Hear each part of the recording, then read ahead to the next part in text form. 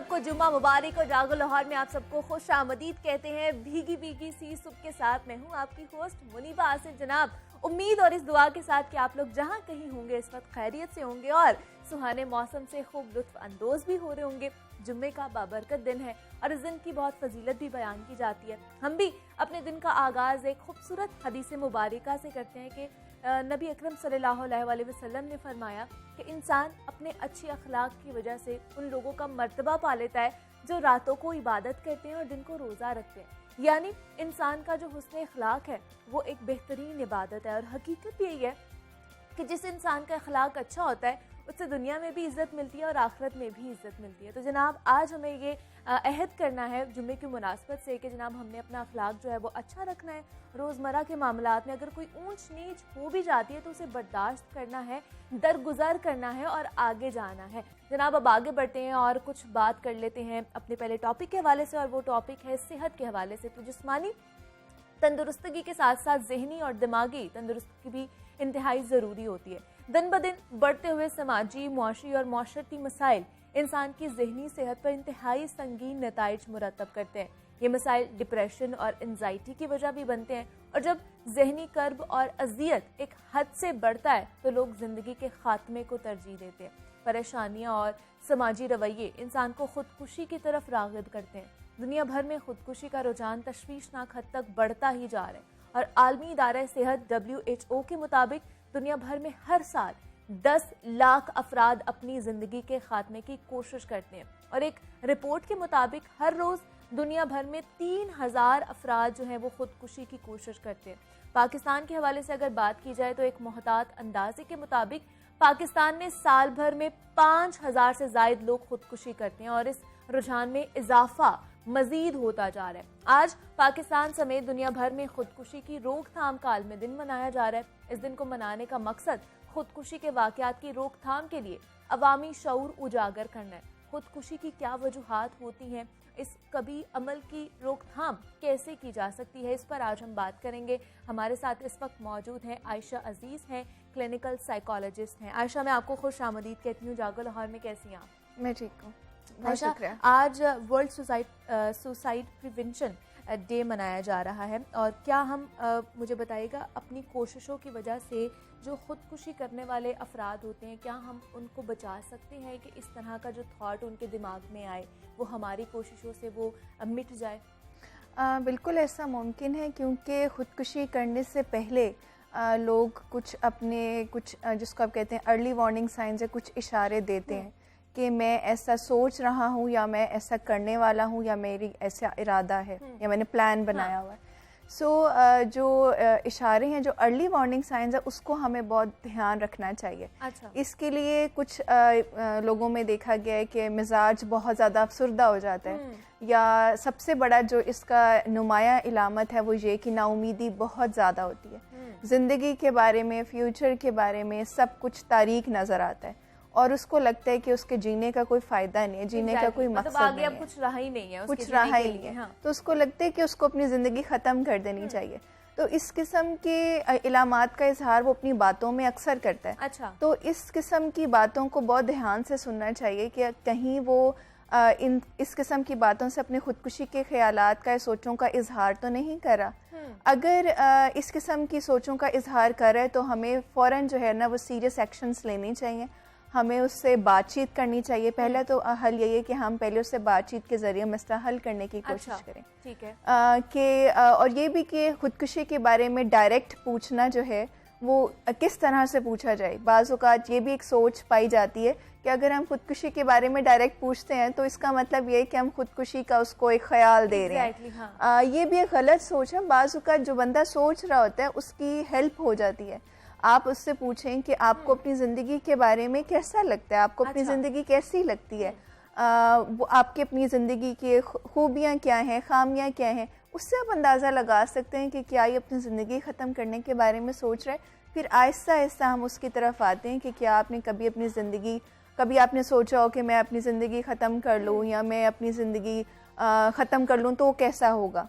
इस तरह से हमने आहिस्ता आहिस्ता उसकी सोच की तरफ बढ़ना होता है कि क्या वाकई वो खुदकुशी के बारे में सोच रहा है। तो क्या आयशा वो जो एक अफराद है या फ़र्द है जिसने खुदकुशी की करने की ठान ली है, क्या उसका स्टेट ऑफ माइंड क्या होता है? क्या वो पहली ही स्टेज पर खुदकुशी करने की कोशिश करता है या वो स्टेज वाइज वो बढ़ रहा होता है उसकी जानिब?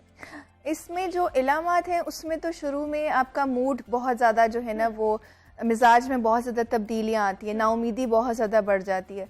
और एक रिसर्च के मुताबिक आलमी इदारा सेहत के मुताबिक जो लोग खुदकुशी करते हैं उसमें से बहुत कम लोग ऐसे हैं जो कि वाकई खुदकुशी करना चाहते हैं। अच्छा। और ज़्यादातर लोग ऐसे हैं जिनके ये जो खुदकुशी करने वाली बातें हैं ये एक क्राई फॉर हेल्प है कि मेरी मदद करो, कि मैं ऐसा सोच रहा हूँ। तो अगर वो ऐसी बातें करते हैं तो वो उसका मतलब ये है कि उनको तवज्जो चाहिए। अच्छा। उनको चाहिए कि हमारे जो मसाइल हैं उनको हल किया जाए, हमारी बात सुनी जाए। तो ये स्टेज बाय स्टेज इस तरह से नहीं हम इसको कह सकते कि एक स्टेज के बाद दूसरी स्टेज, ये हम कह सकते हैं कि हमें उसकी बातों से अंदाज़ा लगाना चाहिए कि वो इस टाइम अपनी सोच के किस दर्जे के ऊपर खड़ा हुआ है, कि उसकी सोच की शिद्दत किस दर्जे की है। क्या वो अपनी ज़िंदगी ख़त्म कर लेगा? बाज़ लोग अपनी ज़िंदगी ख़त्म नहीं करना चाहते, वो सिर्फ ये कहते हैं कि मैं ख़त्म कर लूँगा। वो देखना चाहते हैं कि अगले बंदे का रिएक्शन क्या आएगा, कि अगला बंदा मुझे तवज्जो देता है, मेरी बात सुनता है। बाज़ वक़्त बातचीत से ही मसले हल हो जाते हैं। नहीं तो क्या आयशा, मतलब कुछ लोगों के ज़िंदगी में ऐसे कोई हादसात भी होते हैं, ऐसे वाक़यात भी होते हैं, क्या वो भी वजह बनते हैं उनको खुदकुशी की तरफ माइल करने के लिए? जी बिल्कुल, ऐसी बहुत सी वजूहात हैं, जैसे कि टीनेजर्स में, एडोलेसेंट्स में बहुत ज़्यादा रेशो है सुसाइड की। फाइनेंशियल रीजंस बहुत ज़्यादा हैं कि लोगों में रोज़गार की कमी है जिसकी वजह से है। और ये भी एक बहुत एक दिलचस्प है कि औरतों और जो मर्दों में रेशो जो है वो इसका डिफरेंस है। औरतें ज़्यादा कोशिश करती हैं। अच्छा। लेकिन जो मर्द हैं उनकी ज़्यादा कामयाब कोशिश होती है खुदकुशी की। सो ये जेंडर डिफरेंसेस भी आपको मिलते हैं। और इसके अलावा हमारी सोसाइटी में इतना ज़्यादा स्ट्रेस लेवल बहुत ज़्यादा बढ़ गया जिसकी वजह से लोगों में अंदर नाउमीदी बहुत ज़्यादा बढ़ती जा रही है। अनसर्टेनिटी का फैक्टर है कि गैर यकीनी की कैफियत बहुत ज़्यादा है कि पता नहीं क्या होगा और हमारे साथ ज़िंदगी ऐसे ही रहेगी, हमारे लिए ज़िंदगी हमेशा एक बुरी चीज़ें ही लेकर आएगी। तो लोग फिर सोचते हैं कि हम अपनी ज़िंदगी ख़त्म कर लें। सो ये फैक्टर्स हैं। और क्या जैसे आजकल और इससे पहले भी डिप्रेशन और एंजाइटी बहुत ज़्यादा बढ़ती जा रही है, वो चाहे नौजवानों में हो, चाहे जो बड़ी उम्र के लोग हैं उनमें हो, मर्द और ख़वातीन दोनों में हो।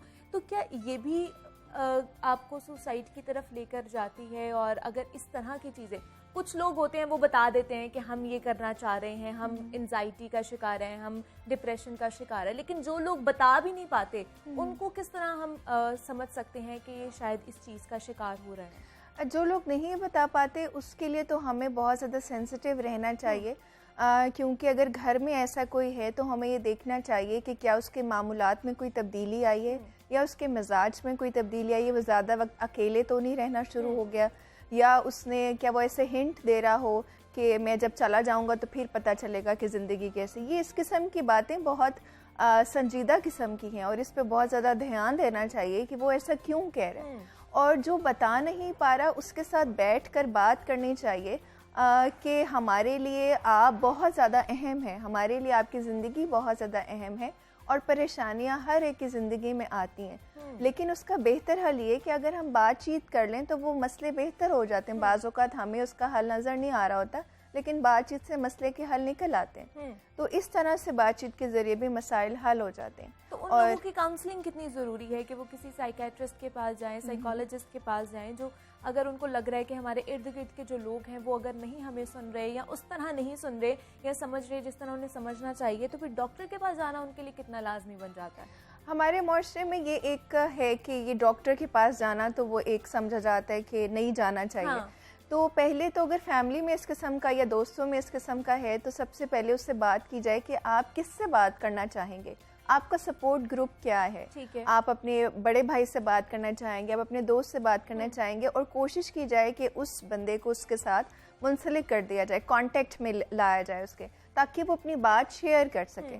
और फिर उसको नॉर्मलाइज किया जाए कि चीज़ें जो हैं ये कुछ चीज़ें हमारी बीमारी का हिस्सा होती हैं। अगर हम इलाज ले लेंगे तो कुछ चीज़ें हमारी ठीक हो जाएंगी, कुछ अलामात ठीक हो जाएंगी।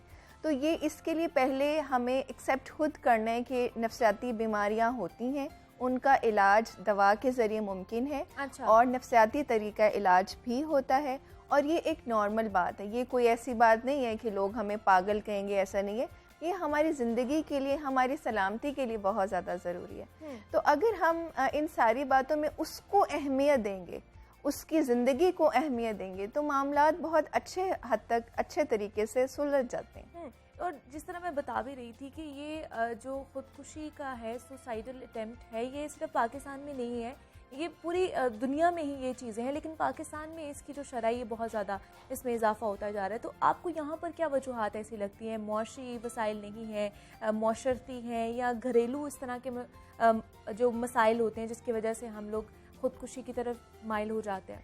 हमारे मुआशरे में इसकी जो नफ्सियाती इलामात है, नफ्सियाती मसाइल हैं, इसकी सबसे बड़ी वजह ये है कि हम मानते नहीं हैं कि हमें नफ्सियाती मसला हो सकता है। जैसे अगर एक एडोलेसेंस के एज में 18-19 साल की उम्र में कोई कहता है कि मुझे परेशानी है या मैं अपनी ज़िंदगी ख़त्म करने के बारे में सोच रहा हूँ, तो उसका मजाक उड़ाया जाता है कि तुम्हें क्या मसला है, सब कुछ तो तुम्हें मिल रहा है अपने घर में, तो तुम क्यों अपनी ज़िंदगी ख़त्म करना चाहते हो।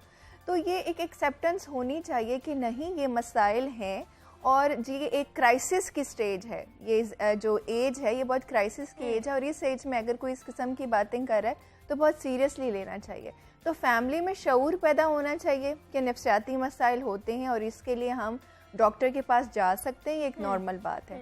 और सोसाइटी में बहुत ज़्यादा ऐसी अवेयरनेस कैंपेन्स होनी चाहिए कि अगर बच्चे या बड़े इस किस्म की बातें कर रहे हैं तो उनको नॉर्मल लिया जाए, और हमें ज़रूर प्रोफेशनल हेल्प की तरफ जाना चाहिए। बिल्कुल, अगर आपको लग रहा है कि आप उनकी मदद नहीं कर सकते उस तरह जिस तरह वो आपकी मदद चाह रहे हैं, तो आप उनको रिकमेंड कर सकते हैं कि आप इस साइकेट्रिस्ट के पास चले जाएं, साइकोलॉजिस्ट के पास चले जाएं। आज हम वर्ल्ड सुसाइड प्रिवेंशन डे है वो मना रहे थे, और हमारे साथ इस वक्त मौजूद थी आयशा अजीज़ हैं, क्लिनिकल साइकोलॉजिस्ट हैं।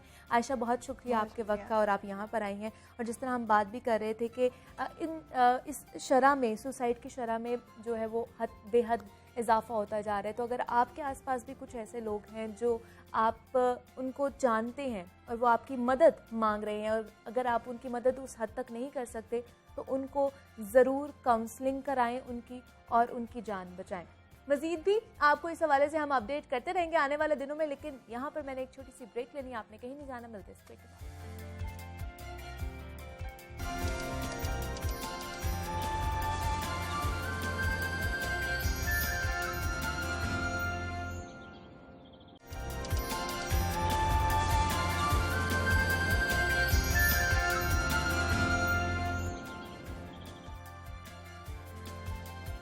वेलकम बैक टू जागो लाहौर। जनाब, अब कुछ जिक्र हो जाए बदलते ज़माने के, बदलते तकाज़ों के हवाले से, तो ये स्टार्टअप्स का ज़माना है। दुनिया ऑनलाइन बिजनेस और स्टार्टअप्स को तरजीह दे रही है इस वक्त, और हमारी आंखों के भी सामने कई लोग कुछ मुनफरिद और इतने अच्छे ख्याल लेकर आते हैं, और देखते ही देखते दुनिया भर में उनके चर्चे भी होने लगते हैं। स्टार्टअप्स की दुनिया और रिवायती कारोबारी दुनिया से थोड़ी सी मुख्तलिफ होती है, जहां लोग एक दूसरे को सपोर्ट भी करते हैं, उनको इनकरेज करते हैं। आज हम आप लोगों की मुलाकात ऐसे ही मेहमानों से करवाने जा रहे हैं जो ना खुद बहुत अच्छे और कारोबार और कामयाब स्टार्टअप रन कर रहे हैं, बल्कि पाकिस्तान के दीगर नौजवानों और उनके शुरू करदा स्टार्टअप्स को दुनिया भर में रिकग्निशन दिलवाने के लिए भी राहें हमवार करते रहते हैं। उनसे जानते हैं कि स्टार्टअप कैसे शुरू किया जाता है और उसे कामयाब कैसे बनाया जा सकता है। हमारे साथ इस वक्त मौजूद हैं अरशद शाज़िम हैं, CEO हैं इजाद लैब के, और एंटरप्रेन्योर की सबसे बड़ी कम्युनिटी माने जाने वाले स्टार्टअप क्विंट के कंट्री मैनेजर भी हैं, और उनके साथ इस वक्त मौजूद है कासिम असद सलाम है, जो CEO हैं रिमोट बेस के, जो एक ऐसा नेटवर्क है जो पाकिस्तानी IT एंटरप्रेन्योर्स को सिलिकॉन वैली के साथ कनेक्ट करवाता है। तो मैं आप दोनों को खुश आमदीद कहती हूँ जागो लाहौर में। कैसे हैं आप दोनों? बिल्कुल ठीक ठाक, thank you so much. Qasim, अगर मैं आपसे स्टार्ट करूँ तो जैसे मैं बता भी रही थी कि स्टार्टअप्स और ये ई-कॉमर्स का दौर चल रहा है, हर कोई चाह रहा है कि हम अपना बिजनेस करें, अपना करें। तो आप लोग इस वक्त पाकिस्तान का क्या मुस्तकबिल देख रहे हैं स्टार्टअप्स में और ई-कॉमर्स में? क्या यहाँ पर जो फ्रेंडली इन्वायरमेंट है बिजनेस के लिहाज से वो है यहाँ पर मौजूद है? बिल्कुल। पाकिस्तान ने बड़ा अपनी journey I think let start की थी। अगर हम अपने हमसाये मुल्क को देखें तो वहाँ पे तो इस वक्त IT का बूम चल रहा है। बिल्कुल। बट एक चीज़ जो बड़ी अच्छी हुई है पिछले कुछ सालों में कि अब हमारे पास 100 मिलियन से ज़्यादा लोग जो है वो स्मार्टफोन्स पे आ चुके हैं, इनके पास इंटरनेट एक्सेस आ चुका है। सो उससे ये होता है कि किसी भी स्टार्टअप की प्रोडक्ट को प्रोडक्ट से ज़्यादा डिस्ट्रीब्यूशन की ज़रूरत होती है कि कैसे आप उसको बांट सकते हैं, कैसे आप अपनी प्रोडक्ट लोगों तक पहुंचा सकते हैं. सो आई थिंक वो एक बहुत मेजर फैक्टर है. इसीलिए कंपनीज लाइक एयरलिफ्ट जो ई कॉमर्स के क्विक कॉमर्स के उसमें आई हैं, वो इतनी सक्सेसफुल है. और इसीलिए एयरलिफ्ट ने 85 मिलियन रेज किया, बाजार ने $30 मिलियन रेज किया. हमने भी अभी अपना एक सीड राउंड रेज किया with the same bakers. So I think it's a really ideal time for startups इन पाकिस्तान. मतलब आइडियल टाइम है कि इसमें आप लोगों को अब इस दौर में शामिल हो जाना चाहिए. अर्ज़श, आपसे मैं जानना चाहूँगी, कोई अगर नौजवान यंगस्टर अपना स्टार्टअप स्टार्ट करना चाहता है तो उनको सबसे पहले किन फैक्टर्स का ख्याल रखना चाहिए कि ये चीज़ें, ये पैरामीटर्स हैं जिनमें उनको फुलफिल करना ही है, वो चीज़ें किन किन चीज़ों का ख्याल रखना है उन्हें? जी, सो आई थिंक नॉर्मली ये कि हमें शायद बड़ा मुश्किल लगता है कि कासिम ने एक बहुत बड़ी कंपनी बना ली है, या बहुत से और लोग भी बना लेते हैं, लेकिन अगर आप 5-10 साल इन जर्नीज़ के पीछे जाके देखें तो हम सारे लोग एक जैसे ही हैं, एक जैसे ही जर्नीज़ होती हैं. आई थिंक अब जिस लेवल की गाइडेंस अवेलेबल है पाकिस्तान में हुकूमत की साइड से, प्राइवेट सेक्टर की साइड से, इनक्यूबेटर्स हैं, एक्सेलरेटर्स हैं, ऑनलाइन वीडियोज़ मिल जाती हैं, तो अब तो सिर्फ जो स्टेप रह गया है वो है स्टार्ट करना, कि अगर कोई स्टार्ट कर दे तो वो सीख भी लेगा. अच्छा. और ये प्रोसेस ऐसा ही है कि करते करते आप सीखते हैं. हम में से कोई भी ट्रेनिंग लेके नहीं आया था कि स्टार्टअप कैसे बिल्ड करना है. तो ये एक प्रोसेस है जिसमें जब आप चले जाते हैं तो वो खुद ही आपको सिखा देता है और कहीं ना कहीं आपकी सक्सेस भी हो जाती है. लेकिन उसके लिए किस तरह की रिसर्च चाहिए होता है, फंडिंग किस तरह की चाहिए होती है आपको? एक पूरा स्टार्टअप बनाने के लिए रिसर्च बहुत ज़रूरी है. आपने देखना है कि हमने मुनफरिद कोई चीज़ करनी है. जी, सो आई थिंक अगर जैसे कासिम की भी जो जर्नी, इन्होंने पहले सॉफ्टवेयर हाउस बनाया, अब फ्रीलांसिंग का पाकिस्तान में बहुत ट्रेंड है. तो आप बस एक लैपटॉप पकड़ें, थोड़ी सी आपको अच्छी इंग्लिश आती हो, आपको चीज़ें समझ आएँ, तो आप ऑनलाइन अर्निंग तो स्टार्ट कर सकते हैं. तो आई थिंक वो फर्स्ट स्टेप है, और वहाँ से आप अपना स्किल इम्प्रूव करते रहते हैं. फ्रीलांसिंग में थोड़ा और ग्रो करते हैं, 4 लोगों को एम्प्लॉयमेंट दे देते हैं, तो वो एक कंपनी बन जाती है. फिर कहीं आपको समझ आता है कि अच्छा यार, सर्विसेज से बढ़ के हम कोई अपना प्रोडक्ट बनाएं. अच्छा. करीम की तरह, एयरलिफ्ट की तरह, तो वो एक स्टार्टअप बन जाता है. तो बड़ी सिंपल सी जर्नी है पाकिस्तान के लिए.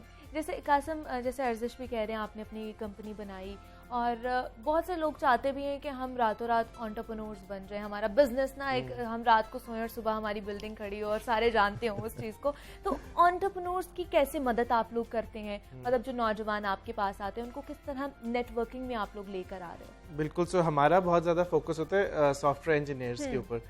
सो उसके अंदर हम मल्टीपल प्रोग्राम्स भी रन करते हैं. सो एसेंशियली हम करते क्या है कि हम सॉफ्टवेयर इंजीनियर्स को ढूंढते हैं, उनको हायर करते हैं, उनको ट्रेन करते हैं, फिर उनको प्लेस कराते हैं. उसके अलावा हम काफ़ी प्रोग्राम्स रन कर रहे हैं. सो अभी हमारा सितंबर 17 को एक हैकाथॉन आ रहा है जो पाकिस्तान का लार्जेस्ट हैकाथॉन है. इसमें कोई भी आके अपनी प्रोडक्ट बना सकता है और 25 लाख रुपया हम उनको देंगे. अच्छा. सिर्फ फ्री पार्टिसिपेशन है, और हम उनको देंगे कि वो सिर्फ पार्टिसिपेट करें, और जो विनर्स हैं उनकी सिलिकॉन वैली से आके उनके जजेस जो है उनके आइडियाज़ को जज करेंगे, देखेंगे कि, और सिर्फ 2 दिन होंगे जिसके अंदर उन्हें सब कुछ करना होगा. सो फ्राइडे को स्टार्ट होगा सितंबर 17 को, और संडे की रात तक आप जो बना सकते हो वो आप पिच करेंगे. और प्राइजेस 10-10 लाख रुपए अभी हम कैश प्राइजेस दे रहे हैं. अच्छा. So all free of cost. So इस तरह के हम काफी वेंचर्स रन करते हैं. मतलब जो बच्चे आएंगे उनको कुछ भी नहीं करना पड़ेगा, कोई पैसे नहीं देने पड़ेंगे, उल्टा लेकर जाएंगे वो जब जीतेंगे. बिल्कुल. और मेंटरशिप मिलेगी. आप इस गूगल में जो लोग काम करें, फेसबुक में काम करें, उनके साथ आप डायरेक्ट बात करेंगे, उनसे आप फीडबैक लेंगे, पैसे लेंगे, तो आपको और क्या चाहिए. तो कितने, मतलब कैपेसिटी कितने है, कितने बच्चे आ सकते हैं उस कॉन्फ्रेंस में? अभी हमारा 2000 से 2500 की प्रेडिक्शन है. अच्छा. कि वो साइमल्टेनियसली करेंगे, और मल्टीपल प्राइजेस हैं. सो ये नहीं कि सिर्फ फर्स्ट विनिंग टीम को 10 लाख मिल रहा है, सेकंड को 5 लाख मिल रहा है, थर्ड को 3 लाख मिल रहा है, बट उसके अलावा भी डिफरेंट ट्रैक्स हैं. हमारे स्पॉन्सर्स हैं, JS बैंक हो गया वगैरह. सो वो लोग पे कर रहे हैं उनके प्राइजेस के लिए. सो बस there is going to be a lot of prizes, but a lot of learning as well, क्योंकि फीडबैक इतना मिल रहा होगा आपको. तो आपके साथ और भी कंपनीज होंगी, तो उनके साथ कोलैबोरेशन आप लोग कर रहे हो? बिल्कुल. सो हमारे पास काफ़ी ज़्यादा कंपनीज है. US से भी कंपनीज है, $multi-billion कंपनीज है that are partnering with us. रेडिस्क फॉर एग्जांपल, सो वो एक $5-6 बिलियन की कंपनी है, वो भी पार्टनर कर रही है. सो हम सारे मिल के कर रहे हैं for the ecosystem of Pakistan. और जिस तरह अर्ज़श, हमने इससे पहले इस तरह की जो टेक्नोलॉजी की कॉन्फ्रेंस है, इस तरह नहीं देखी पाकिस्तान में इतने बड़े पैमाने पर होती हो. इस तरह की जब कॉन्फ्रेंसेस होंगी या इस तरह के सेमिनार्स करवाए जाएंगे बच्चों के लिए, नौजवानों के लिए जो अपना स्टार्टअप स्टार्ट करना चाहते हैं, तो उनको कितना बूस्ट मिलेगा? उनको कितनी वो जो एक थपकी चाहिए होती है उनको वो मिलेगी? बिल्कुल। तो आई थिंक कि ये हैकाथॉन तो बड़ा यूनिक है क्योंकि इस स्केल का हैकाथॉन कभी नहीं हुआ और शायद ये वर्चुअल है तो इसलिए 3-4-5 हज़ार लोग भी आ जाएंगे। और हमें ये लगता है कि फिजिकली वर्चुअली ऐसी कॉन्फ्रेंसेस इवेंट्स होते रहने चाहिए ताकि एक तो एजुकेशन का एलिमेंट है, जिस तरह आपने पूछा कि स्टार्टअप स्टार्ट करने के लिए क्या चाहिए होता है, लेकिन उसके साथ साथ इंस्पिरेशन का भी एलिमेंट है कि अगर कासिम आके अपनी जर्नी शेयर करे अमेरिका से, या और जो बहुत से पाकिस्तानी हैं जो गए हैं जिन्होंने $1 बिलियन कंपनीज बना ली, वो पाकिस्तान वापस आएँ, अपनी जर्नी शेयर करें, लोगों को इंस्पायर करें, ताकि हमें पता लगे कि अच्छा कोई कराची से उठ के, कोई लाहौर से, कोई जो है लाला मूसा से उठ के अगर कंपनी बना सकता है टेक की अमेरिका में, तो हम यहाँ पर भी कुछ ना कुछ तो बना ही सकते हैं। बिल्कुल ऐसे ही है। और अगर कासिम मैं आपसे पूछूं, अब मतलब 2-3 साल हुए हैं कि हम लोगों ने ई कॉमर्स में या आईटी में हम लोगों ने बूस्ट करना शुरू किया है, और अगर बाकी दुनिया के मुकाबले में देखा जाए तो हम लोग कहाँ पर लैग कर रहे हैं, यहाँ पर कहाँ पर खड़े हुए हैं? बिल्कुल। सो आई थिंक इसमें काफ़ी जगहों पे लैग करें, बट एक चीज़ जो मैंने बड़ी प्रॉब्लम देखी है वो ये देखी है कि हमारे पास सॉफ्टवेयर इंजीनियर्स आते हैं 4 साल की डिग्री लेके, और एक लाइन ऑफ कोड नहीं वो प्रोड्यूस कर सकते जो प्रोडक्शन पे जा सके। अच्छा। सो 4 साल उन्होंने यूनिवर्सिटी को पे किया है, उसके बाद वो हमारे पास है, फिर हम उनको पे कर, टाइम भी दिया है, टाइम दिया, फिर हम उनको पे करते हैं, उनको ट्रेन भी करते हैं, पे भी करते हैं, फिर जाके उनका स्किल सेट डेवलप होता है। इसमें एक बड़ी इंटरेस्टिंग बात है कि अभी कुछ अर्सा पहले कोई 2 प्रोफेसर्स ने भी रिमोट बेस में अप्लाई किया था सॉफ्टवेयर इंजीनियर्स। अच्छा। सो वो प्रोफेसर हमारा प्रोसेस पास नहीं कर सके। सो जो बंदा यूनिवर्सिटी में पढ़ा रहा है उसका और इंडस्ट्री का इतना बड़ा गैप है, क्योंकि वो चीज़ें पढ़ा रहे हैं जो आज से 10 साल पहले थी, लेकिन आईटी इंडस्ट्री तो 2 साल पहले जो कुछ होता था ना वो आज नहीं होता। और जो दुनिया का सबसे मशहूर एक फ्रेमवर्क है रिएक्ट के नाम से, वो 5-6 साल पहले एग्जिस्ट भी नहीं करता था। अच्छा। तो वो अब यूनिवर्सिटी में पढ़ाया ही नहीं जाता। सो ये बहुत बड़ा गैप है दोनों के दरमियान। तो आप लोग किस तरह की ट्रेनिंग देते हैं उन लोगों को जो बच्चे आप लोगों के पास आ रहे हैं?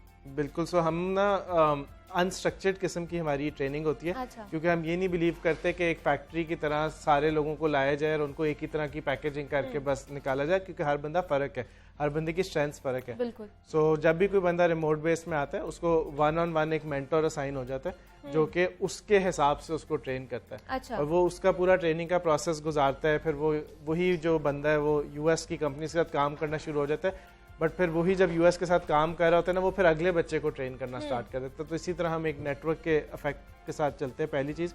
और दूसरी हम पार्टनरशिप्स बहुत ज़्यादा करते हैं, जिस तरह इजाद लैब्स है, उन्होंने they helped us throughout the journey. हमने यहाँ तक कि जो हमने फंड रेजिंग की थी वो भी इजाद लैब्स के इंट्रो के थ्रू की थी। तो इस तरह इकोसिस्टम के साथ मिल के भी हम बहुत ज़्यादा कोशिश करते हैं ट्रेन भी करने की, प्रमोट भी करने की, कोलैबोरेट भी करने की। तो इसके लिए तो फिर जो स्टाफ होगा आप लोगों का, जो आपके साथ पूरी टीम है, उनको भी ट्रेनिंग की जरूरत होती होगी। बिल्कुल। वो भी फिर उनको भी ट्रेनिंग कराते हैं आप लोग? बिल्कुल। सो लाइक हर किसी को करानी तो पड़ती है, बट क्योंकि आगे उन्होंने अगर बच्चों को ट्रेनिंग करानी है तो उनकी भी अच्छी खासी ट्रेनिंग होती होगी। अर्जिश, मोमन, आपको क्या लगता है यहाँ पर जब स्टार्टअप शुरू किया जाता है तो कौन सी इस तरह की कॉमन गलतियाँ की जाती हैं जिसकी वजह से जो एक स्टार्टअप है वो कामयाब नहीं हो पाता? सो आई थिंक सबसे बड़ा जो स्टार्टअप में चैलेंज है, जो शायद ग्लोबली भी है, पाकिस्तान में भी, वो टीम बिल्डिंग का होता है। कि आपके पास आइडिया तो आ जाता है, आप शुरू भी कर देते हैं, फिर वो लाइक माइंडेड लोग ढूंढना और राइट स्किल सेट के लोग ढूंढना, और को फाउंडर्स का होना बड़ा इंपॉर्टेंट है। हर चीज़ ज़िंदगी में अकेली नहीं हो सकती। आपकी जब एक टीम बन जाती है तो एक मॉरल सपोर्ट भी होती है ना, अदर देन जो टेक्निकल स्किल सेट वो लाते हैं। तो शायद वो बड़ा चैलेंजिंग पाकिस्तान में स्पेसिफिकली है, क्योंकि उतना स्किल सेट ही नहीं है, उतनी टेक कंपनीज बनी नहीं आज तक। लेकिन अब हम ये देख रहे हैं कि जिन लोगों ने करीम में काम किया या बाकी कंपनीज में काम किया, वो अब सारे निकल रहे हैं, वो आपस में पार्टनर कर रहे हैं और कंपनीज बना रहे हैं। तो काफ़ी अपॉर्चुनिटीज़ जो हैं इस साल या पिछले 2-3 साल में अवेलेबल हैं, जो शायद 5-7 साल पहले नहीं थी। तो ऑल्दो हम as compared to other countries, हमारे नेबर्स भी थोड़ा पीछे ज़रूर हैं इस रेस में, लेकिन हम बहुत फास्ट कैचअप करें, स्पेसिफिकली क्योंकि इंटरनेट यूज़र्स बड़े ज़्यादा हो गए हैं। अब 100 मिलियन लोगों के पास इंटरनेट है, बहुत से लोग तो पहली दफ़ा इंटरनेट पे हैं, तो एक नई दुनिया है कि किस तरह वो उसका इस्तेमाल करेंगे, किस तरह ऑनलाइन शॉपिंग होगी। अब एयरलिफ्ट 30 मिनट में आपको घर में ग्रॉसरी दे देता है। ये सारा पिछले 1 साल में हुआ है। तो खासकर आई थिंक कोविड के बाद जो है स्टार्टअप्स के लिए अपॉर्चुनिटीज़ बड़ी ज़्यादा ओपन है। एग्जैक्टली। और क्या आपको लगता है ये जो मौजूदा हुकूमत है ये स्टार्टअप्स के लिए या जो कारोबार करने के लिए इंसेंटिव्स दे रही है?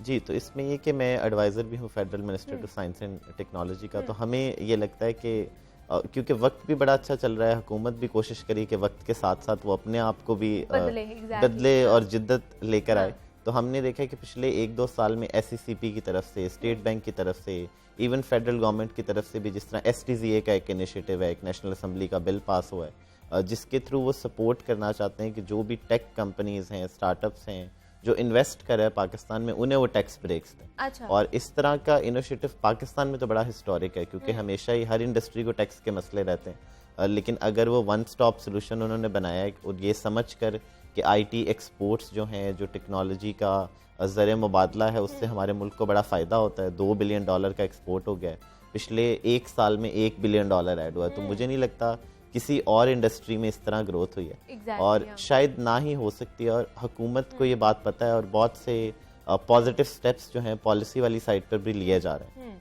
ठीक है जी। कासिम असद सलाम हमारे साथ मौजूद थे और अर्जिश हमारे साथ मौजूद थे, दोनों एंटरप्रेन्योर्स की हैं और जनाब नौजवानों के लिए बड़ा अच्छा काम कर रहे हैं। थैंक यू सो मच आप दोनों का और best of luck, best wishes आप लोगों की जो जर्नी है उसके लिए। और जिस तरह हम बात कर रहे थे एंटरप्रेन्योर्स के हवाले से, किस तरह आप अपना बिजनेस और स्टार्टअप स्टार्ट कर सकते हैं, उस हवाले से कुछ टिप्स जो है मेरे ख्याल से आप लोगों को पता चल गई होंगी। आज दो एंटरप्रेन्योर्स हमारे साथ बैठे हुए थे, तो उसी हिसाब से आप लोगों ने अपना जो लाइन है और अपनी जो लेन है उसको मुरतब करना है। मजीद भी आपसे बात करेंगे, यहाँ वक्त एक छोटी सी ब्रेक का मिलते हैं, इस ब्रेक के बाद।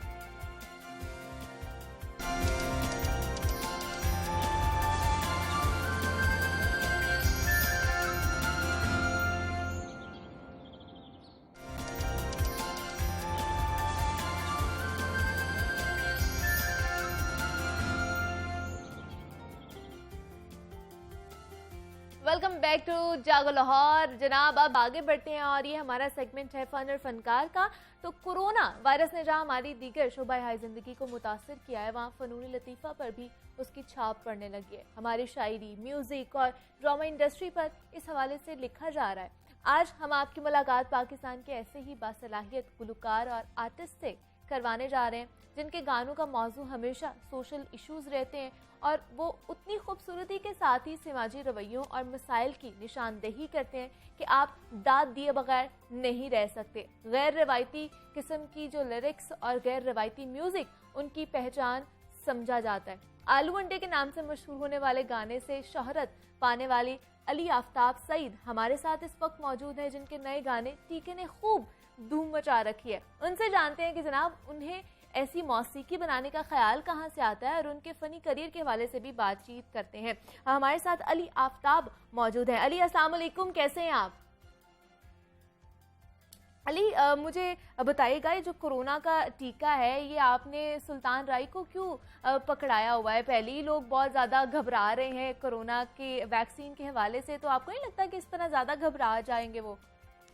मुनीबा, सबसे पहले तो जागो लाहौर और लाहौर न्यूज़ का शुक्रिया कि आप ये गाना बल्कि पब्लिक सर्विस मैसेज प्रमोट कर रहे हैं, क्योंकि अभी तक तो ऑनेस्टली और किसी ने नहीं किया BBC के अलावा। दूसरी चीज़ ये है कि सुल्तान रही साहब को ये टीका पकड़ाने का मकसद ये था कि वो हमारे इंडिजिनस हीरो हैं, तो हमारी बात तो या डॉक्टर्स की बात तो जो कि वो बहुत पोलाइटली कर रहे हैं, शायद लोगों को समझ नहीं आ रही। तो मेरा ख्याल था कि सुल्तान रही जब कहेंगे ना कि टीका लाए तो वो शायद ज्यादा इफेक्टिव होगा। तो अली मुझे बताइएगा कि लोगों की कोरोना वैक्सीन के हवाले से या जो घबराहट है उनके अंदर, उस हवाले से कोई वाकया या खबर हो जिससे इंस्पायर हो कि आपने ये गाना बनाया हो? बिल्कुल, कुछ बड़े मजेदार वाकया इस तरह के हुए कि बाहर से एक शख्स ने सिफारिश करने की कोशिश की कि उसके कोरोना से मुतासिर भाई को ट्रैवल करने दिया जाए। तो जाहिर है इजाजत नहीं मिली, लेकिन जब वो हकाम ने पूछा कि भाई आप कुछ दिन इंतजार क्यों नहीं कर लेते, आपको फौरी तौर पे क्यों सफर करना, तो उसने कहा कि वो असल च ना पिछे माँ प्यो कल्ले हैं। तो यहाँ पर इस तरह के भी लतीफे हुए हैं और इन चीज़ों से आपने जो है ना इंस्पायर होकर ये गाना बनाया। दूसरा, आपको क्या लगता है कि यहाँ पर साइंस से इतनी क्या मसला है लोगों को? क्योंकि हम देखते हैं कि पोलियो के कतरे भी नहीं बच्चों को पिलाए जाते कि जनाब ये शायद गोरों की साजिश है, और अब वैक्सीन भी नहीं लगवाई जा रही कि 2 साल बाद शायद हम मर जाएंगे। तो क्या आपको लगता है कि हमारे DNA में कुछ मसला है? देखिए, हमेशा से ही यहाँ पे हमारी नाकामियों का मलबा बाहर डाला गया, कहा गया कि पूरी दुनिया हमारे खिलाफ साजिश कर रही है। ये उसी का नतीजा है और मुझे तो अब खतरा ये है कि कहीं लोगों के दिलों में साइंस के खिलाफ मजीद कोई तासुबात जन्म ना लें इस सिंगल नेशनल करिकुलम के आने के बाद। बिल्कुल ऐसे ही। और हम यहाँ पर देख रहे हैं अली के यहाँ तो सिम बंद होने के खौफ से वैक्सीन लगवाई जा रही है, यहाँ पर तनख्वाह ना मिलने की धमकियों से कि आपको तनख्वाह नहीं मिलेगी जब तक आप वैक्सीन नहीं लगवाएंगे। तो क्या आपको लगता है कि यहाँ पे जान बचाने के लिए नहीं वैक्सीन लगवाई जा रही, जान को तरजीह नहीं दी जा रही?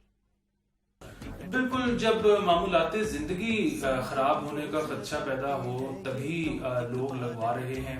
और जाहिर है वजह उसकी यही है कि एक तो ट्रस्ट नहीं करते साइंस के ऊपर, दूसरा ये हर वक्त एक खतरा रहता है कि शायद ये किसी साजिश का हिस्सा है।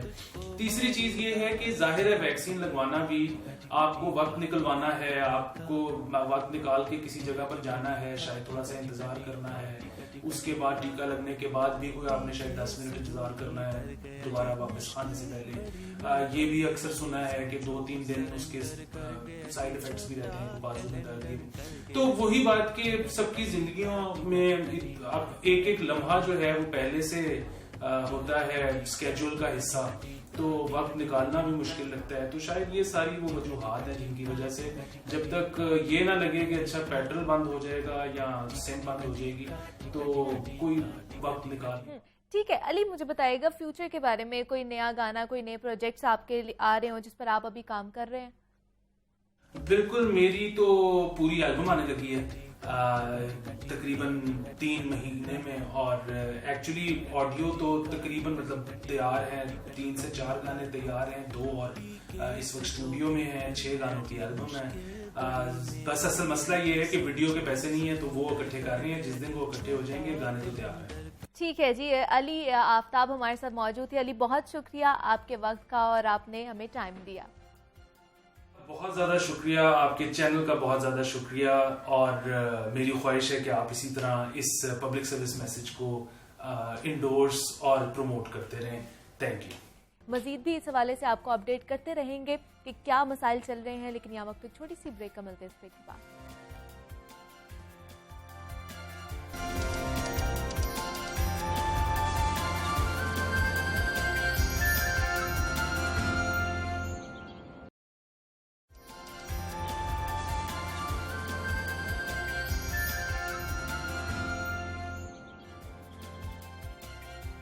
वेलकम बैक टू जागो लाहौर जनाब। ये हमारा सेगमेंट है लाहौर की दुनिया, और इस सेगमेंट में हम लाहौर और लाहौरियों को दरपेश मसाइल का जिक्र करते हैं। हमारे एक्सपर्ट और अरबाब इख्तियार इन मसाइल के सॉल्यूशंस भी हमें बताते रहते हैं। लाहौर की सड़कों, चौक चौराहों और ट्रैफिक सिग्नल्स पर गदागरों का बढ़ता हुआ राज एक अहम मसला बनता जा रहा है। आज आप जो ही आप ट्रैफिक सिग्नल्स पर पहुंचते हैं, रुकते हैं, तो गदागरों की एक फौज है आप पर हमला कर देती है।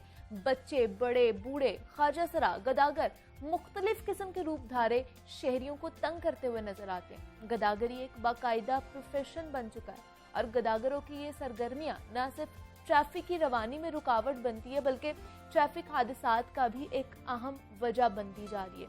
सीटीओ लाहौर की जानिब से लाहौर की अहम सड़कों पर मौजूद ट्रैफिक सिग्नल्स पर गदागरों के खिलाफ कार्रवाई का हुक्म दिया जा रहा है, और गदागरी की हौसला शिकनी के लिए मुहिम चलाने का भी फैसला किया गया है। इस हवाले से क्या क्या इकदाम किए जा रहे हैं, लाहौर में ट्रैफिक मसाइल हल करने के लिए क्या हिकमत अमली अपनाई जा रही है, और जैसे सुबह से हम देख रहे हैं कि मूसलाधार बारिश हो रही है, उसकी वजह से भी जो है ट्रैफिक के मसाइल बढ़ते जा रहे हैं, तो इस हवाले से भी हम आज बात करेंगे। इस वक्त हमारे साथ मौजूद हैं सीटीओ लाहौर हैं सैयद मुंतजर मेहदी साहब मौजूद हैं। सर मैं आपको खुश आमदीद कहती हूँ लाहौर में। सर कैसे हैं आप? जिस दिन इतनी बारिश हो रही है उस दिन सीटीओ का हाल नहीं पूछना चाहिए। बिल्कुल सर, इसी से स्टार्ट कर लेते हैं। जिस सुबह से मूसलाधार बारिश हो रही है और हर जगह पानी ही पानी है, तो इस सिचुएशन में किस तरह ट्रैफिक को मैनेज किया जाएगा, आप ये बताइएगा हमें। बहुत लंबी सी बात है, मुख्तसर बता देता हूँ। एक्चुअली जब ये बारिश हो रही हो तो मेरी शहरियों से ये अपील होगी कि थोड़ा सा पेशेंस रखें। अच्छा। हम लोग एक्चुअली करते ये हैं कि जिस साइड पे रोड के पानी होता है हम उसकी दूसरी साइड को वन वे पे चलाना शुरू कर देते हैं, और आमने सामने जाकर हम फंस के बैठ जाते हैं। अच्छा। लास्ट टाइम भी जब बारिश हुई तो हमने इसी किस्म की हरकत की हमारे शहरियों ने, और बहुत सारी रोड्स पे ट्रैफिक प्रॉब्लम इसलिए हुए कि पानी में जाने की बजाय या थोड़ा सा वेट करने के बजाय उन्होंने वन वे पे गाड़ियां चलानी शुरू कर दी। अच्छा। और वन वे पे जब सामने वाली ट्रैफिक के आमने सामने आ गए तो दोनों साइड्स पे ही ट्रैफिक फंस गई। बेसिकली तो हमें यह है कि जो जहाँ पे इस वक्त बहुत ज़्यादा पानी है वहाँ पे हम डाइवर्शंस लगाते हैं, वहाँ पे हमारे लोग खड़े हैं। इस वक्त भी आप जाके देखेंगे मूसलाधार बारिश है, लेकिन हमारे लोग खड़े लोगों को गाइड कर रहे हैं कि आगे इतना पानी है, आपकी गाड़ी वहाँ जाएगी तो ख़राब हो जाएगी। फिर दूसरा काम है कि जो गाड़ियाँ ख़राब हो गई हैं उनको हमने वहाँ से रिमूव करना है, उन शहरियों की हेल्प करनी है। तो ये सारा काम साइड बाय साइड चलता रहता है। जब तक ये पानी नहीं उतरेगा हमारी टीम इसी तरह काम करती रहेगी। ब्रेक डाउन्स, हमारे लिफ्टर्स, हमारे वार्डन्स लोगों को गाइड भी कर रहे हैं, मदद भी कर रहे हैं और ट्रैफिक की रवानी को यकीनी बनाए हुए। बहुत सारी रोड्स ऐसी हैं जहाँ पे इनफैक्ट ट्रैफिक जा ही नहीं सकती, वहाँ पे हमने डाइवर्शंस लगाई हुई हैं। तो क्या सर ये जो स्टाफ है, नफरी है, ये बढ़ा दी जाती है फिर इस तरह के सिचुएशन में? जी, जब इस तरह की कोई इमरजेंसी सिचुएशन होती है तो दूसरी शिफ्ट को बुला लिया जाता है। अच्छा। और ये लड़के माशाल्लाह इतने अच्छे हैं कि हमेशा ये उस कॉल के ऊपर लब्बैक कहते हैं और आके ये मदद करते हैं शहरियों की। इस वक्त तकरीबन हमारे 1500 से ज़ायद लोग इस वक्त लोगों की मदद कर रहे हैं। अच्छा। और हमारे सारे DSP साहबान, मैं खुद सुबह से सड़कों पे आउट हूँ। अभी आपके यहाँ आते हुए यूनिफॉर्म को चेंज किया है, वरना भीगी हुई थी, और वो मदद करके हमें बड़ी खुशी होती है। दूसरा सर ये तो मसाइल हैं, और एक जो बहुत बड़ा मसला है गदागरी का, वो भी हम उससे भी जूझते रहते हैं और उसके खिलाफ आप लोगों ने मुहिम चलाने का भी फैसला किया है। तो क्या स्ट्रेटजी अपनाई जाएगी इनके खिलाफ? किस तरह इनकी जो ये एक माफिया बन चुका है गदागरी का, इसको रोका जाएगा? देखिए, बड़ा ही इंटरेस्टिंग फिनोमेना है। मैं उसमें सबसे पहले तो ये बताना चाहता हूँ कि हमारी ड्यूटी से बढ़ के काम है जो हम कर रहे हैं। बहुत सारे काम ऐसे हैं जो हम अपनी जिम्मेदारी से बढ़ के कर रहे हैं। उसमें से एक ये भी है कि हमने ये कहा कि गदागर जो हैं, जब आप फैमिलीज़ के साथ जा रहे होते हैं तो जो हमारे लोग हैं वो खासे परेशान करते हैं, दरवाज़ा नॉक करते हैं। जो ट्रांसजेंडर्स हैं वो बाकायदा बदुआएँ भी देते हैं अगर उनको पैसे ना दिए जाएँ। मुख्तलिफ़ किस्म के रूप धारे हुए होते हैं। हमने अपने स्पेशल स्क्वाड्स बनाए। हमने 2-3 तरह की स्ट्रेटजीज में बनाई। एक तो ये है कि जो हमारा वार्डन खड़ा हुआ है फौरी तौर पे 15 पे कॉल करेगा, लोकल पुलिस को बताएगा। ठीक है। दूसरा ये कि हमारे स्पेशल स्क्वाड्स हैं जो उठा के उनको थाने में पहुंचाएंगे और थाने में जाके उनका पर्चा देंगे। और तीसरा ये कि बाकी जो महकमे हैं जिनका काम है उनका डिस्पोजल करना, उनके साथ लिजान करना। यहाँ पे हमें जो मसला आता है मेनली वो ये है कि हम एक दफ़ा तो रिमूव कर देते हैं, वही गदागर वहाँ पे 15 से 20 मिनट के बाद दोबारा से खड़ा होता है, तो उसका डिस्पोजल एक्चुअली प्रॉब्लम है। फिर हमने ये कहा कि उनको वहाँ से डिस्प्लेस किया जाए, तो वो नई जगह पे डेरा बना लेते हैं। तो उसमें थोड़ी सी गवर्नमेंटल लेवल के ऊपर भी कोशिश की ज़रूरत है। पुलिस अपनी कोशिश कर रही है कि वो इदारे जिनका काम है कि उनको लेके जाए, उनको रोज़गार के मौके फराहम करे, या बच्चे हैं उनकी कस्टडी ले ले, या ट्रांसजेंडर्स हैं उनके बारे में कुछ सोचे। तो ये है कि पुलिस रोज़ाना की बुनियाद पे ये ऐसा घास है जो रोज़ हम काटते हैं और रोज़ उग जाता है दोबारा। बिल्कुल ऐसे ही है। और सर ये मेरा ख्याल से ये जो मसला है इसको हल करने के लिए किसी एक इदारे का काम नहीं है, ये सारे मिलकर जी, ये सब मिलकर करेंगे, ये मसला हल यकीनन ऐसे ही है। जैसे मैंने गुजारिश की कि पुलिस को या ट्रैफिक पुलिस को इसमें रोज़ाना एफर्ट करनी पड़ती है और रोज़ाना ये दोबारा से वहीं का वहीं आ जाता है मसला। तो इसमें यह है कि जो इसका डिस्पोजल है उसको हमें बेहतर बनाना है। अगर हमने गदागरी एक्ट के तहत इन पे पर्चा देना है तो फिर इनको सजाएं हों। अच्छा। और ये कुछ अरसे तक जेलों में रहें ताकि इनको वापस आके थोड़ी सी तकलीफ हो। अगर इनकी उसी वक्त ही खलासी हो जानी है तो उसके से कोई फ़ायदा नहीं होगा। जस्ट उनके 2-4 घंटे का उनका नुकसान है, 2-4 मिनट का हमारा नुकसान है। तो वो मतलब ये है कि ये सिलसिला चलता जाएगा। इसको मज़ीद बेहतर बनाने की ज़रूरत है कि इनका डिस्पोजल हो सके। बिल्कुल ऐसे ही है। और जिस तरह सर पहले भी हम बात कर रहे थे कि ट्रैफिक का एक अज़्दाम आ जाता है यहाँ पर, वो इस तरह की इमरजेंसी सिचुएशन हो तो ये मसला भी किस तरह हल होगा, इसके लिए भी एक स्ट्रेटजी अपनानी पड़ेगी। मतलब लोग अपनी लेन से बाहर निकल आते हैं, जैसे आपने भी कहा कि 1 वे ट्रैफिक शुरू हो जाती है जिसकी वजह से कई हादसात भी पेश आते हैं। तो क्या यहाँ पर लोगों को एक तो यहाँ पर शऊर नहीं है कि किस तरह हमने गाड़ी चलानी है, यहाँ पर इन्फोर्समेंट नहीं हो रही कानून के ऊपर, इसलिए ये जो मसले बढ़ते जा रहे हैं? ये भी एक बड़ा ही कॉम्प्लेक्स प्रॉब्लम है एक्चुअली। हमें इसमें स्ट्रेटजाइज करना पड़ेगा कि हमारा रोड इंफ्रास्ट्रक्चर कितना है और हमें कितनी ट्रैफिक को इस सड़क के ऊपर अलाउ करना है।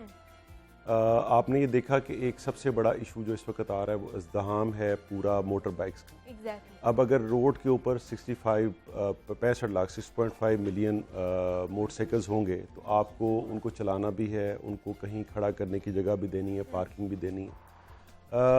हम 2-4 दिन से पिछले एक कैंपेन चलाए हुए हैं कि हमें इनको लेफ़्ट लेन में, स्लोएस्ट लेन में रखना है मोटर बाइक को। ये राइट लेन में सिर्फ उस सूरत में आ सकेंगे जब इनको राइट टर्न करना है, अदरवाइज़ नहीं आ सकेंगे। लेकिन हमें प्रॉब्लम आ रहा है कि जो मोटरसाइकिल्स हैं वो एक लेन में भी अब्जॉर्ब नहीं हो पा रहे हैं। अगर वो एक लेन में अब्जॉर्ब नहीं होते, उनकी स्पीड कम होती तो फौरी तौर पे वो लेन चेंज करके मिडल लेन में आ जाते हैं और मिडल लेन को भर के फिर वो फास्टेस्ट लेन में आ जाते हैं। बिल्कुल। उसके बाद आप देखें कि हमारी जो मशहूर तरीन और मारूफ तरीन और मसरूफ़ तरीन हमारी शाहराएँ हैं, उनकी सर्विस लेन्स बिल्कुल पार्किंग एरियाज़ ने ख़त्म कर रही है। पूरी माल रोड देख लें, पार्किंग एरिया ख़त्म कर दी है। येलो लेन जितनी लगी हुई है आपकी फिरोजपुर रोड पे वो सारी मोटरसाइकिल्स ने ले ली। जो जेल रोड है उसकी पार्किंग भी सारी ले ली। मेन बुलेवार्ड की पार्किंग मोटरसाइकिल्स ने ले ली। ये हमें बहुत ही इसके ऊपर गौर करना पड़ेगा। सबसे पहला काम जो करने का है कि हमें और हमारे शहरियों को ये सोचना पड़ेगा कि हमें डिसिप्लिन हुए के अलावा हमारे पास कुछ चारा नहीं है। अगर हम डिसिप्लिन नहीं होंगे तो ये एक दिन ट्रैफिक हमारी बिल्कुल चलना बंद हो जाएगी। दूसरा हमारा इशू ये है कि हमारे लोग हमारे से गाइडेंस लेना पसंद नहीं करते। अच्छा। हमारे पास रास्ता ऐप है, हमारा FM रेडियो है, हम लाइव हैं सोशल मीडिया के ऊपर, मीडिया के थ्रू हमारी एडवाइजरीज जा रही हैं। हम बताते रहते हैं कि फ़लाँ जगह पे मुजाहरा हो रहा है, आप ना जाएं, फ़लाँ जगह पे रोड मुरम्मत हो रही है, ना जाएं। लेकिन लोग वहाँ पे जाते हैं और जब जाते हैं तो वहाँ पे जाके ट्रैफिक फंस जाती है। हम एडवाइजरी 2 दिन पहले की बात है जारी कर रहे थे कि फिरोजपुर रोड को यूज़ ना करें।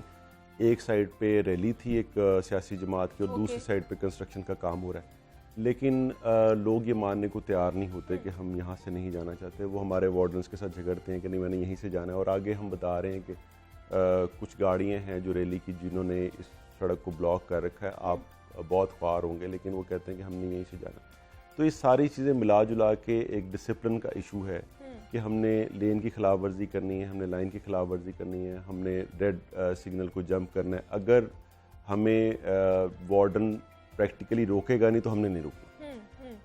तो ये सारी चीज़ें मिला जुला के हम इसके लिए हमारा एक पूरा एजुकेशन यूनिट है जो काम करता है, और हम शहरियों में अवेयरनेस फैला रहे हैं, पहुंचा रहे हैं उन तक अपना पैगाम। और हमारी कोशिश होती है कि हर माह हमारे 10 से 12 लाख लोगों को हमारा पैगाम पहुंचे कि हमने ये करना और ये नहीं करना। कुछ लोग यकीनन मान भी रहे हैं, और ज़्यादातर लोग जो लाहौर के हैं वो डिसिप्लिन पसंद हैं, वो उनका डिसिप्लिन ख़राब नहीं है। ट्रैफिक डिसिप्लिन की बात कर, ट्रैफिक डिसिप्लिन ठीक है, लेकिन हमारे लोगों में पेशेंस की थोड़ी कमी है। अच्छा। जैसे ही सामने से ब्रेक लगती है, मोटरसाइकिल वाले ने फुटपाथ के ऊपर डाल देनी है, 1 वे पे डाल देनी है, 1 मिनट के लिए भी तवक्कुफ नहीं करता, और उसके पीछे फिर भेड़ चाल होती है कि पूरा का पूरा मजमा उस 1 वे के ऊपर जाना शुरू कर देता है, उस फुटपाथ पे जाना शुरू कर देता है। और इस वजह से ट्रैफिक पुलिस को बहुत ज़्यादा मेहनत करनी पड़ती है, फिज़िकली लोगों को रोकना पड़ता है, जो कि हम बहुत सख्त उस पर एक्शन लेते हैं कि आपने फिजिकली किसी को टच नहीं करना, आपने दूर खड़े होकर बात करनी है। सर, ये जो सेफ सिटी के कैमराज हैं, अब तो वो भी इसी वजह से लगाए गए हैं कि शायद हमारा जो डिसिप्लिन है ट्रैफिक के हवाले से वो ठीक हो जाए। इसके डर से भी, इनके चलानों के डर से भी लोगों का ये जो रवैया है चेंज नहीं हुआ अभी तक। सेफ सिटी से हमें बहुत मदद मिल रही है, लेकिन सेफ सिटी का जो परव्यू है चलाने के हवाले से वो बहुत लिमिटेड है। अच्छा। उसमें हमने कुछ चीज़ें ऐड करने के लिए उनसे रिक्वेस्ट की है कि धुआं छोड़ने वाली गाड़ियों का भी चलान ई-चलान के ज़रिए करें, और जो मैंने पहले गुजारिश की कि ये मोटरसाइकिल्स का लेन डिसिप्लिन जो है उसके हवाले से भी हमें चलाने की उसमें प्रोविजन मिलनी चाहिए। ठीक है। उनके सॉफ्टवेयर के ऊपर काम हो रहा है और ये बहुत जल्द हो जाएगा। उम्मीद है कि उससे थोड़ा सा शहरियों को शायद आराम आएगा कि अभी फिज़िकली शायद इतने सारे लोगों का चलान करना पॉसिबल नहीं है, और हम चलान ज़्यादा करना भी नहीं चाहते। हम चाहते हैं कि चलान जो है वो सिर्फ एक सॉर्ट ऑफ वार्निंग के तौर पे यूज़ किया जाए, ना कि पनिशमेंट के तौर पे यूज़ किया जाए। तो ये है कि फिर चूँकि ऑटोमेटिक चलान होंगे तो रोड के ऊपर जो वार्डन्स के साथ लड़ाई झगड़े की, तलख कलामी की शिकायत हैं वो भी कम होंगी, और इनका इंट्रैक्शन कम से कम होगा, और ये एक एविडेंस के साथ उनका जो भी चलान होगा वो होगा। और दूसरा सर, जिस तरह चलानिंग की बात होती है तो बहुत से लोग जो हैं वो ये शिकायत करते हैं कि वार्डन जो हैं वो बेजा चलान करते हैं, उनको एक टारगेट दिया गया होता है कि आपने एक दिन में इतने चलान करने हैं। कि उन्होंने अपना जो रेवेन्यू है वो इकट्ठा करना है इस चीज़ से, तो क्या उनको इस तरह के टारगेट्स दिए जाते हैं? देखिए, हमारा गवर्नमेंट के रेवेन्यूज़ के साथ कोई ताल्लुक नहीं है। हमारा काम इन्फोर्समेंट का है। ना गवर्नमेंट की तरफ से हमें कोई टारगेट दिया गया है, ना मेरे सीनियर्स की तरफ से हमें कोई टारगेट दिया गया, ना मैंने अपने नीचे कोई टारगेट दिया। बेसिकली हमारा काम इन्फोर्समेंट है कि हमने ट्रैफिक लॉज की इन्फोर्समेंट करनी है। उसमें मेरा ख्याल है कि हम बहुत ही ज़्यादा रिस्ट्रेंट से काम लेते हैं। हम बहुत ज़्यादा चलान नहीं करते। हमारा जो एवरेज है, एक वार्डन जो चलान करता है वो 8 से 10 चलान हैं, वो जो हमारी नफरी और टोटल चलान को अगर हम डिवाइड करें। अच्छा। अगर आप एक इशारा के बंद होने और खुलने के दरमियान देखें तो 8 से ज़्यादा चलान्स होते हैं। ठीक है। 8 से ज़्यादा वायलेशंस होती हैं जो वो अपनी पूरी शिफ्ट में करता है। तो इस लिहाज से अगर ये कहा जाए, इसको देखते हुए अगर आप एक इशारे पे खड़े होकर लोग खड़े हुए आप देखें, वहाँ गैर नमूना नंबर प्लेट्स होंगी, वहाँ लेन सिस्टम की होगी, लाइन सिस्टम की होगी, वहाँ कोई ना कोई हेलमेट के बगैर होगा। ठीक है। ये 8 अगर आप माल रोड के किसी भी इशारे पे खड़े हो जाए तो वन टाइम इशारे में आपको 8 वायलेशन नजर आएंगे। और हमारा वार्डन 8 घंटे की शिफ्ट में 8 चलान करता है। तो इसका मतलब ये है कि 2 या 3 मिनट में 8 चलान होने चाहिए असूलन, और 8 घंटे में हो रहे हैं। तो हमारा मकसद कतन ऐसा नहीं है कि हम कोई टारगेट पूरा कर रहे हैं। हमारा मकसद सिर्फ ये है कि अगर किसी का चलान किया जाए, सिर्फ उसी सूरत में किया जाए जब हमें लगता है कि इसको वार्निंग दे के हमारा गुजारा नहीं होगा और इसका गुजारा भी नहीं होगा। एग्जैक्टली। तो ये है कि कोशिश करते हैं कि कम से कम चलान किए। और दूसरा सर, स्केड्यूल आया है कि सितंबर में न्यूजीलैंड की जो टीम है वो भी आ रही है, तो उसके हवाले से क्या ट्रैफिक प्लान्स बनाए जा रहे हैं? प्लान तैयार कर लिया गया है सर? जी, प्लान तैयार कर लिए गए हैं और शहरियों के लिए हमारे लिए अच्छी खबर भी है। जाहिर है कि हमारे इंटरनेशनल जो क्रिकेट है वो रिवाइव हो रही है। हमें उसके लिए छोटी मोटी सी कुर्बानी के लिए भी तैयार रहना है। अच्छा। क्योंकि सिक्योरिटी और कन्वीनियंस साथ नहीं चलती, लेकिन हमने इनको साथ चलाने की बहुत भरपूर कोशिश करनी है। ये कोई तकरीबन 26 के करीब मूवमेंट्स होंगी जिसके ऊपर ज़ीरो ट्रैफिक होगी हमारी इन रास्तों के ऊपर। और जाहिर है कि अगर शहर की 3 मेन शाहराहों के ऊपर ज़ीरो ट्रैफिक होगी तो वहाँ से थोड़ी सी इनकन्वीनियंस ज़रूर। हम उसमें अपनी अनथक मेहनत करेंगे, बहुत सख्त कोशिश करेंगे कि हम शहरियों को कम से कम मुश्किलात का शिकार करें, लेकिन क्रिकेट इंजॉय करने के लिए थोड़ी बहुत कुर्बानी देनी पड़ेगी। एग्जैक्टली। ठीक है जी। सैयद मुंतज़र मेहदी साहब हमारे साथ मौजूद थे, CTO लाहौर है। सर, बहुत शुक्रिया आपके वक्त का और आप यहाँ पर आए हैं। हम ट्रैफिक के मसाइल के हवाले से बात कर रहे थे और अभी भी जिस तरह मूसलाधार बारिश हो रही है उसमें भी ट्रैफिक पुलिस जो अपने जो काम सर अंजाम दे रही है और ट्रैफिक की रवानी को बेहतर बनाने के लिए काम कर रही है, सड़कों पर खड़े हुए हैं। अब आगे बढ़ते हैं, कुछ बात कर लेते हैं किताबों की दुनिया के हवाले से। तो आज आपका तारुफ जिस किताब से करवाने जा रहे हैं वो एक सराइकी नावल है जिसका नाम विसाख है। इसके मुसन्निफ सहाफ़ी और तज्ज़ियाकार नज़ीर लगारी हैं। ये किताब निहायत मीठी और प्यारी ज़ुबान सराइकी में लिखी गई है जिसे फिक्शन हाउस ने शाया किया है। और ये नावल इस लिहाज से मुनफरिद है कि इसमें मुसन्निफ ने अल्फाज से हर मंजर की ऐसी दिलकश तस्वीर खींची है कि लगता है कि तमाम किरदार हमारी आंखों के सामने फिर रहे हों। इस नावल के हज़ारों पहलू हैं जिनके ज़रिए हम वसेब की तारीख़, वहाँ के हालात और मसाइल के बारे में जान सकते हैं।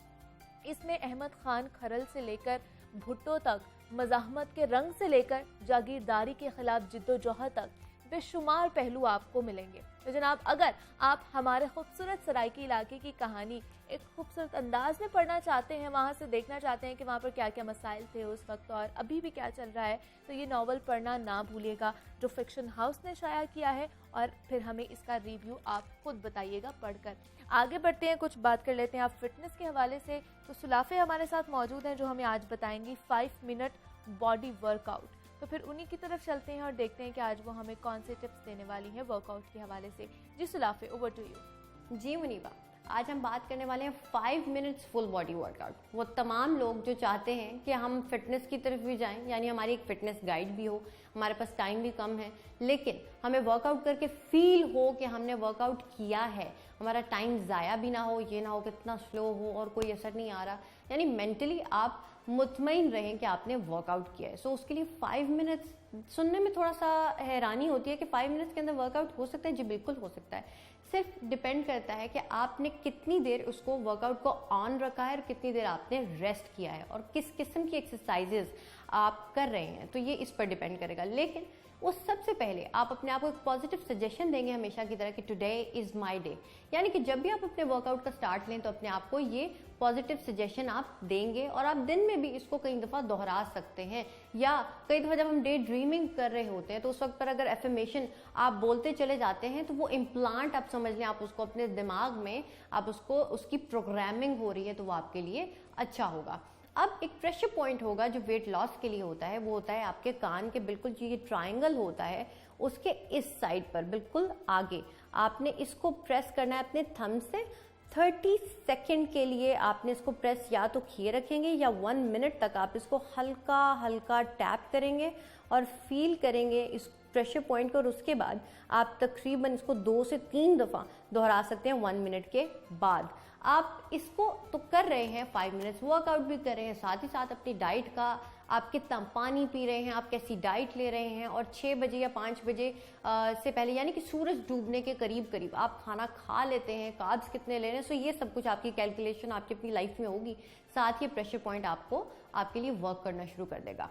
अब हम आते हैं अपने वर्कआउट की तरफ। इसमें क्या होगा, 40 सेकेंड्स ऑन और 20 सेकेंड्स रेस्ट, यानी कि 40 सेकेंड्स आप कोई भी जो एक्सरसाइज उसको दोहराएंगे और 20 सेकेंड्स आप उसमें रेस्ट लेंगे। सो एक्सरसाइज नंबर 1 वो क्या होगी कि आपने, जैसे हम बट किक्स कहते हैं लेकिन हम उसको बहुत ही स्लो लेकर चलेंगे, यानी कि आप जिस साइड पर भी हैं आपने सिर्फ यहाँ पर इस तरह से ये किक्स करनी है। आप अपने पाँव की कोई भी पोजीशन कर सकते हैं लेकिन कोशिश करें कि आपकी जो टोज है वो इनवर्ड्स हों, आपने इस तरह से इसको करना है। अब अगर आप 40 सेकंड्स तक इसको स्पीड में कर रहे हैं तो आपको फील होगा कि वाकई आपको 20 सेकंड्स की ब्रेक की ज़रूरत थी। लेकिन याद रखें 5 मिनट्स का वर्कआउट हो, 2 मिनट्स का वर्कआउट हो या 10 मिनट्स का वर्कआउट हो या कहीं से ज़्यादा हो या योगा हो, उससे पहले आप अपना वार्म अप नहीं भूलेंगे, हमेशा याद रखेंगे। वार्म अप किया उसके बाद आप इस एक्सरसाइज की तरफ आ जाएंगे। आपने बट किक्स की, जैसे ही किक्स की बात आती है तो एक तरीके की किक मैं आपको भी बताती हूँ कि आप क्या करेंगे। आपने साइड लंज में जाना है। आप साइड लंज में गए, जैसे ही साइड लंज में गए जिस लेग पर आप आए थे आपने उसी से वापस आकर साइड पर किक कर देनी है। सो इस तरह से जब आप बार बार इसको परफॉर्म करोगे तो आपका हार्ट रेट भी ऊपर जाएगा और साथ ही साथ आपकी बॉडी जो है वो टोनिंग की तरफ जाएगी। लोअर बॉडी पर आप जितना फोकस करते हैं उतना ही आपका वेट रिड्यूस होता है, क्योंकि ये आपका बिगेस्ट मसल होता है बॉडी का, यानी कि आपकी लेग्स। इसके अलावा आप क्या करेंगे, जो हम अक्सर स्किपिंग किया करते थे लेकिन इस टाइम पर मेरे पास कोई रोप नहीं है तो हम इसको इनविजिबल जंप रोप कह सकते हैं। आपने क्या किया, आप हल्के से या तो जंप कर सकते हैं या बिल्कुल सही जंप कर सकते हैं, जिस तरह से आपके लिए आसान हो। जो लोग लो इम्पैक्ट की तरफ जाना चाहते हैं आप सिर्फ बिल्कुल जॉग इन प्लेस होता है और अपने हाथों की मूवमेंट बिल्कुल उस तरह से रखेंगे जैसे आप स्किपिंग करते हैं। उस तरीके से आपने 40 सेकेंड्स तक किया, 40 seconds on, 20 seconds rest. Exercise number 3 वो किस तरह से होगी कि आपने पूरे मैट पर चक्कर लगाने हैं लेकिन हाई नी करते हुए। हाई नी अक्सर हमें कुछ लोगों को बहुत ज़्यादा अजीब सी लगती है लेकिन उसको मैं आसान बना देती हूँ। आपने जंप नहीं करना, आपने सिर्फ उसको टैप करना है। टैप करते गए आगे वॉक करते जाएंगे। इस तरह से आप अपने मैट पर वॉक करेंगे। मैट या जो भी आपके पास जगह मौजूद है या अवेलेबल है आप उसमें रहे और उसके बाद आप इसी तरह इसमें वॉक करते रहेंगे, यानी 40 सेकेंड्स ऑन और 20 सेकेंड्स रेस्ट। इस तरीके से आप स्क्वाट में भी जा सकते हैं। स्क्वाट किस तरह होगा, जंपिंग जैक्स प्लस स्क्वाट। वो किस तरह होगा, स्क्वाट सिर्फ एक पोजीशन होगी, यानी आप नीचे गए इस तरह से और आपने अपना एक हाथ और अपनी एक लेग को, यानी अपने दोनों हाथों को आपने ऊपर रेज किया और एक लेग को दूसरी साइड पे कर दिया। वापस आए, दोबारा उसी तरह स्क्वाट और सेकंड साइड। इस तरीके से आप इसको करते चले जाएंगे, लेकिन आपकी बैक जो है वो स्ट्रेट होनी चाहिए। अगर आपको इसको करते हुए कोई प्रॉब्लम हो रहा है तो आप सिर्फ और सिर्फ जंपिंग जैक्स पर, यानी इसको जंपिंग जैक्स कहते हैं लेकिन ये लो इम्पैक्ट है इसलिए कि इसमें जंप्स नहीं है। लो इम्पैक्ट का हरगिज ये मतलब नहीं होता कि उसकी इंटेंसिटी ज़्यादा नहीं होती। इंटेंसिटी आप बढ़ा सकते हैं लेकिन आप जंप्स नहीं करेंगे। इतना सा सिर्फ फ़र्क होता है आम वर्कआउट में और लो इम्पैक्ट में। सो अब इसके अलावा आपकी जो एक्सरसाइज होगी, अगर आपको ये मुश्किल लग रहा है इसमें से कुछ भी, तो एक ऑप्शन है आपके पास कि आपने सिर्फ अपने हाथों को इस तरह से एक्सटेंड किया और जिस तरह हम पहले बट किक्स कर रहे थे वो आपने करना शुरू कर दी। सिर्फ इस चीज़ को इस तरह से दोहराते चले जाएंगे 40 सेकेंड्स और अब 40 सेकंड्स तक दोहराने के बाद 20 सेकंड्स आपने रेस्ट किया। अब अगर हम बारी आती है ब्रीदिंग एक्सरसाइज की, तो वो किस तरह से करेंगे। आपने अपनी पाम्स को बिल्कुल रखा अपवर्ड्स इस तरह से, और चेहरे पर फोर्सफुली स्माइल रखनी है, फोर्सफुली यहाँ। और थोड़ी देर बाद आप देखेंगे आपकी न्यूरोलॉजी और फिजियोलॉजी चेंज हो जाएगी। आपने यहाँ ध्यान रखा अपनी इनहेलेशन और एक्सहेलेशन पर। Inhale and exhale, inhale from your nose and exhale through your mouth. इस तरीके से सांस लेते हुए, इस पर गौर करते हुए आपने मेडिटेट किया, या कोई भी अपनी फेवरेट ब्रीदिंग एक्सरसाइज कर सकते हैं, और 5 मिनट्स का वर्कआउट आपका हो जाएगा कंप्लीट। पहले आपने वार्म अप किया, वर्कआउट किया, और उसके बाद कूल डाउन किया, और आप साथ ही ब्रीदिंग एक्सरसाइज या मेडिटेशन कर सकते हैं। आई होप कि आपको अपनी ये नई फिटनेस गाइड पसंद आई होगी। 5 मिनट वर्कआउट, थोड़ी सी एक्साइटमेंट होगी बहुत सारे लोगों को, तो मैं चाहती हूँ आप इसको ट्राई करें, और इस हवाले से अपना फीडबैक भी आप हमें दे सकते हैं, और हम सबको इसका बहुत इंतजार रहेगा मेरी तरफ से आपको 5 मिनट्स फुल बॉडी वर्कआउट के लिए। Best of luck guys. मुझे आपने इजाजत देनी है जनाब, और अपना बहुत सारा ख्याल रखिएगा। अल्लाह हाफिज।